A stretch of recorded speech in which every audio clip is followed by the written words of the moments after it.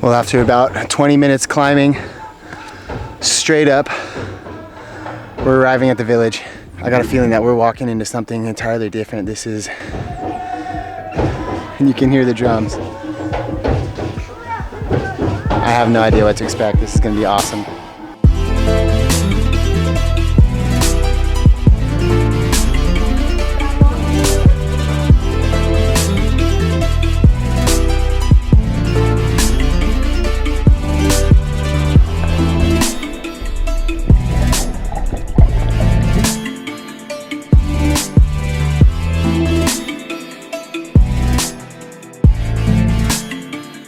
What's up, everybody? Welcome back to Vagabrothers.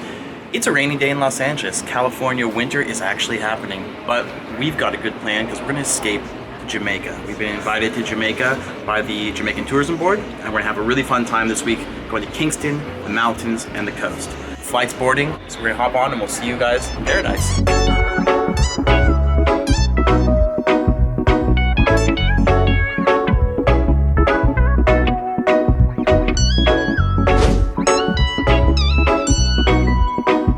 What's going on, Vagabuddies? Welcome back. Right now we are in Kingston, Jamaica, right outside of the airport in Port Royal. Now, 3 centuries before there was an airport, there was a seaport here. The richest and most wicked in the world, a real-life Pirates of the Caribbean pirate hang. But nowadays, 3/4 of Port Royal is underwater. Let's go find out why.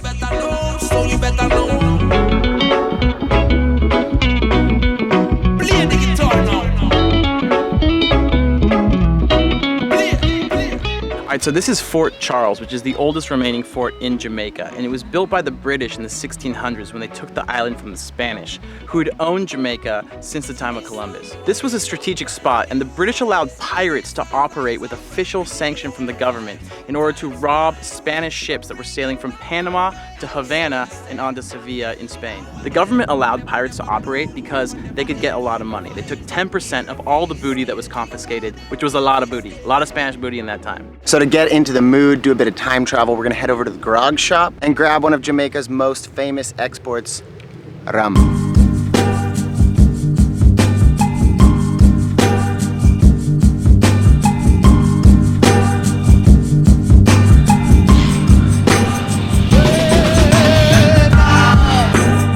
This place might not look like much nowadays, but in its heyday, it was quite the city. It was full of pirates, cutthroats, prostitutes. The idea that we have of like the Pirates of the Caribbean, this is where it was from. It was based off Port Royal. It was a pirate city. It was a dangerous city. It was a rich city.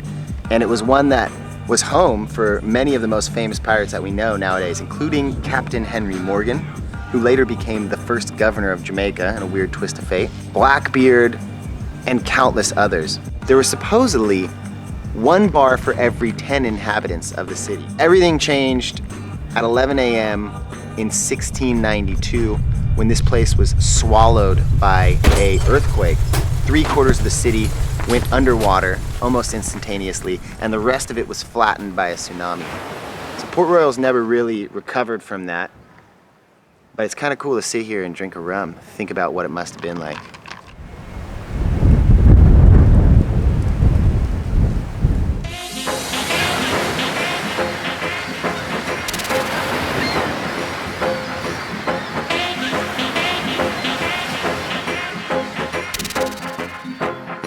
Alright, so we've learned a bit about the history and we've just seen the fishermen cleaning the fish. So I think it's lunchtime.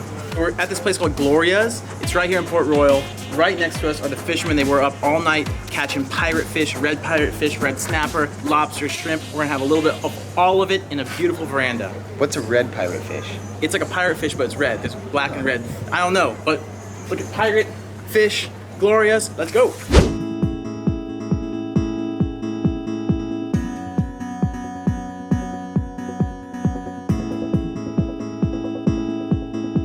One of the best things about being in a port is fresh seafood. So we're at Gloria's. It's a fish restaurant right here in Port Royal. We ordered up a massive fry-up of all types of fish, lobster, shrimp.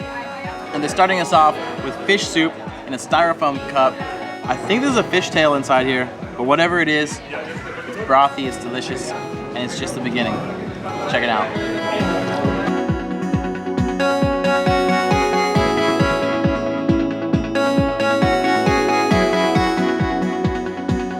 All right, well, the food has arrived and everything looks so good. I got a whole red snapper in a brown sauce.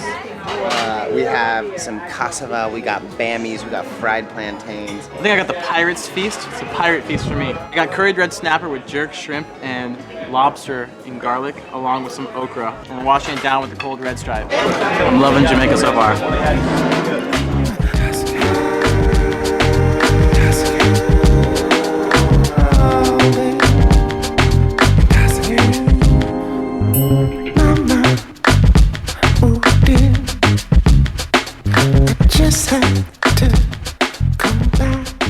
Okay, so next stop is in Trenchtown. Most of you guys have probably heard of Trenchtown through the music of Bob Marley and some of the reggae legends. We're in a place called the Culture Yard, and this is kind of like where all of the musical greats from the roots reggae movement kind of came here to learn their trade. It was a safe space, it was a musical, creative space, and now it's kind of like a museum. So we're gonna go meet up with a guide and get a little bit more of a rundown of what Trenchtown means for reggae music and Jamaica's reggae identity.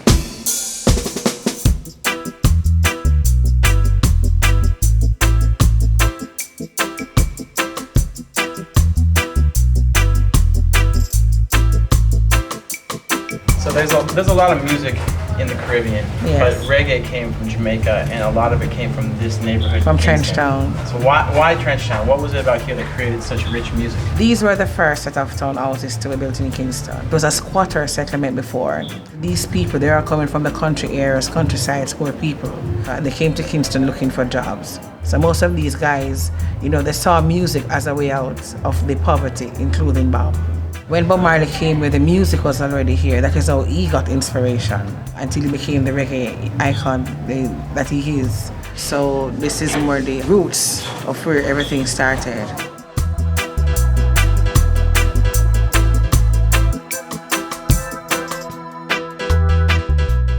One of the coolest things here in the Trenchtown Culture Yard is this guitar. This is Bob Marley's first ever guitar, and it's one of their most prized possessions here.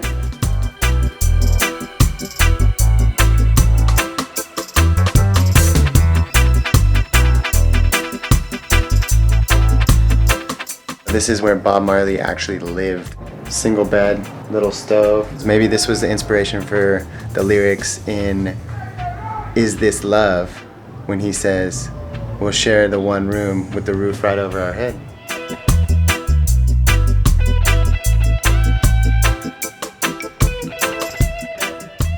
Like many of you, I think I first heard about Jamaica through reggae music. And it's crazy to think that a genre of music that was developed largely in this exact neighborhood, in this exact compound, went on to influence and impact so much of the world. What is it about reggae music? I mean, in many ways, it's a very personal and political story about overcoming oppression, but it's also super positive, and it's something that has a message that can resonate with a lot of people. What was your experience with reggae music? I mean, I think when I was going through like middle school and kind of trying to grow up, I listened to a lot of reggae, but I still remember my first song from Bob Marley was Is This Love? And I was kind of like dating my first girlfriend, and it felt like it had so much meaning, it had so much emotion, and I instantly fell in love with Bob Marley and his music, and that led me deeper into reggae, to a ton of different artists, like Dennis Brown, who's also a national hero. But it's just crazy to see like his legacy. You come to a place like this and people are still listening to Bob Marley, talking about Bob Marley. He is a legend in all respects of the word, and it's pretty cool to like come here and pay homage to where it all began.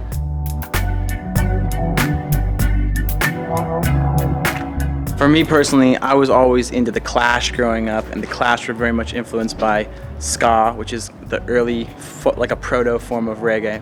But we're gonna put together a little playlist on Spotify of our favorite reggae, ska, rocksteady songs, so you guys can check it out, and hopefully they'll give you guys some reggae vibes to take home and watch these videos. Vagabrothers Jamrock playlist.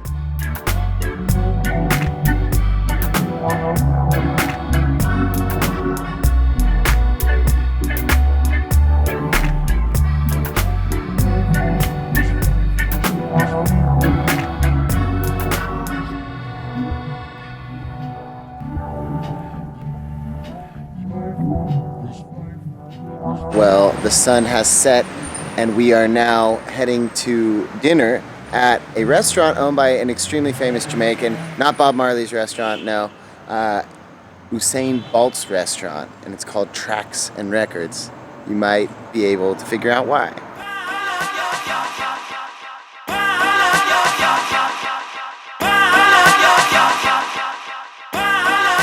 We have a couple of red stripes. We got some jerk chicken wings with coconut buttermilk sauce, and we're just chilling. Follow your heart, you find that I won't let those dark crowds gather around. All right, guys. Well, dinner is over. We've left the restaurant and we've driven a couple of thousand feet up into the mountains above Kingston.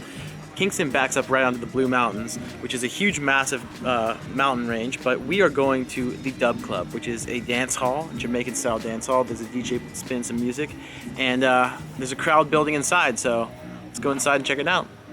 Yeah, man.